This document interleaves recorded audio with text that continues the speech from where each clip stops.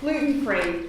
Who would have thought 10 years ago that two hyphenated words would be the cause of so much controversy? Out of interest, how many people here tonight are currently following a gluten-free diet? Yeah, okay, wow, quite a few of you. And of those of you on the gluten-free diet, how many of you are doing so because you've been medically diagnosed with celiac disease? All right, about half of you again had your hands up. And now, in the audience, do you have anyone tonight who thinks they might have celiac disease but hasn't yet been tested? That's good, no one, all right. One of the topics we're looking at this evening is the gluten-free diet as a marketing con or an emerging health epidemic. And you don't have to pick up a paper or a job on the internet these days and there seems to be an article about gluten-free diets as a fad. And what bothers me about these articles is that they often trivialise the seriousness of the gluten-free diet for people with celiac disease.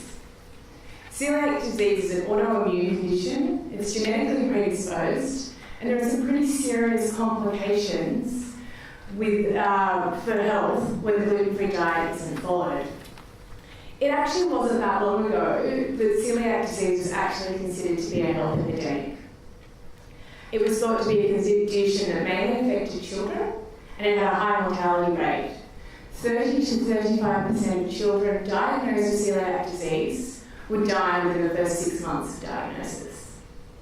And this really stumped the doctors at the time because what they would do with these children when they would present with their parents is they would carefully study their diet and the foods that they were eating. And they knew that these children were eating, but they were wasting away in front of them. Photos of children at the time look like children from the third world. They're extremely malnourished, they've got big bloated bellies and thin spindly arms and legs.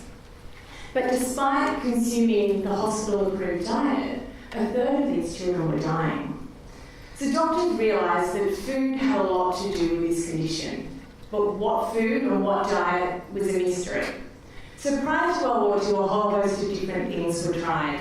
There were milk diets, muscle diets. Can you imagine getting kids to eat mussels 3 meals a day? Carbohydrate diets were even tried, which, knowing what we know now, those poor participants in that one. Then the world went to war. And as we know, in the case of war, food shortages occur. And throughout Europe, diets really changed. They'd gone from having bread-heavy, wheat, flour-based diets to that sort of food being scarce. And as a result of this, a Dutch paediatrician by the name of Dr. Willem Dickey reviewed how these food shortages were affecting his celiac disease patients. And he looked at this in the context of some of the studies that had come out previously. And he was the first to actually identify the link between celiac disease and gluten. And this really changed the face of the disease. He tested this on his patients in the 30s and 40s and then published it in the 1950s. So suddenly we knew what was causing or leading to the malnutrition, but we didn't know what was happening inside these children. And that took a UK paediatrician who discovered biliary atrophy. So if you look here on the left, you see, this is the subtract of the small intestine, and you see the villi, these long finger-like protrusions sticking up. And that's what they look like in a normal individual. And these villi, their job is to extract the goodness and the nutrients from food. And this gentleman noticed in his celiac disease patients that the villi were no longer these long finger-like protrusions, but in fact they were flat and quite blunt. And suddenly he had an explanation for the malnutrition. Now, of course, today in 2016, celiac disease patients no longer look like the malnourished youth of the 1950s. We actually now know that celiac disease doesn't discriminate, and it isn't an age-based illness. It can affect anyone at any age.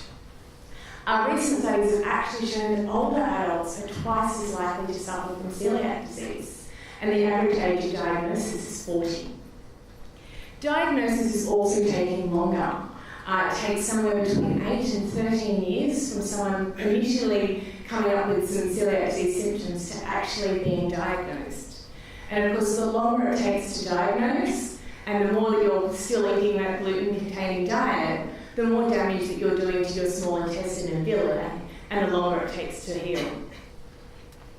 One of the reasons that it's taking longer to diagnose are the symptoms of celiac disease are sort of changing. So we have these classical symptoms, the bloating, the gut pain, the diarrhoea, that people for a long time associated with celiac disease.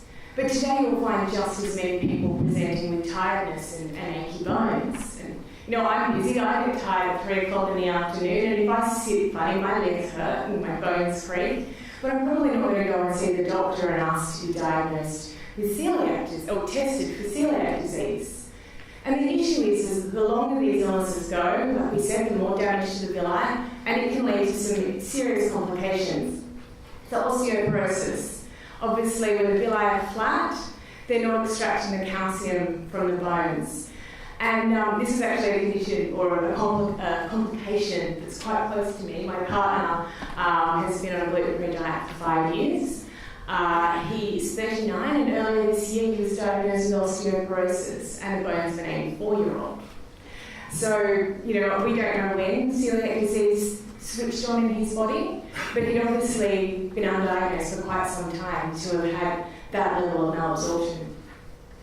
People are often now being discovered with celiac disease as a result of iron deficiency anemia, again, because of the villi not extracting the iron. Unexplained infertility is another reason people are being diagnosed with celiac disease these days. There is no link between celiac disease and infertility as long as you're following a gluten-free diet, but for those that aren't, again, infertility is a concern. And perhaps the two most serious risks of undiagnosed celiac disease, or also celiac disease if you're not following a diet, is lymphoma and bowel cancer.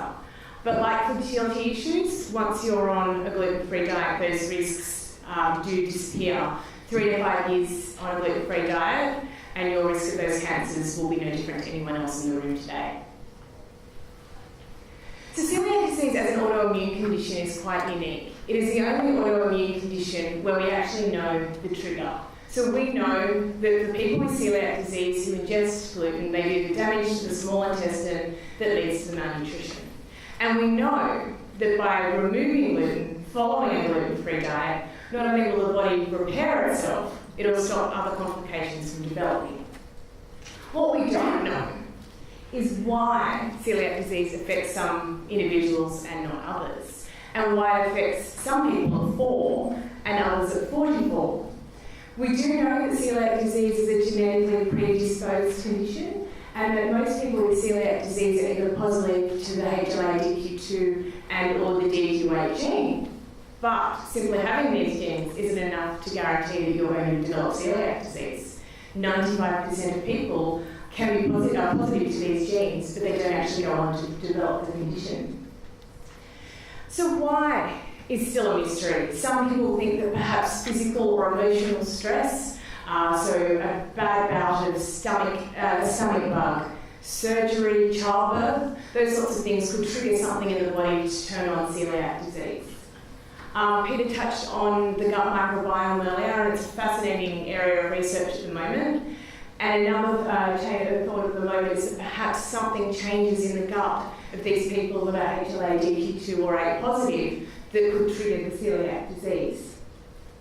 Now, have you actually thought that perhaps there seems to be more people around you with celiac disease these days? It's not necessarily just because you're more aware of it thanks to the reports in the media.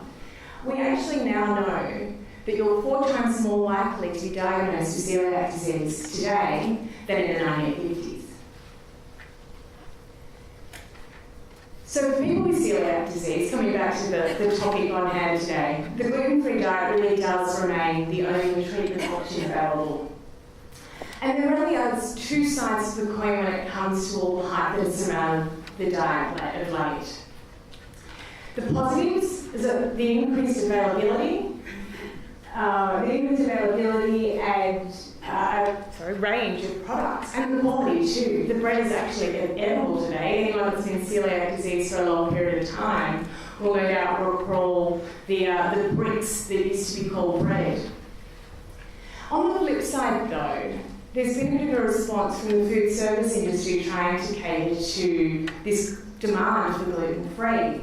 And whereas restaurants are aware of anaphylaxis and the issues with sort of nuts and dairy, because people with celiac disease don't have an immediate reaction when you're sitting in a restaurant, often the concerns and the challenges of a gluten-free diet aren't taken necessarily seriously.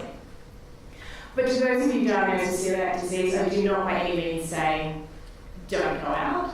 It just takes a little bit more research and be comfortable and confident to ask questions of the restaurant staff.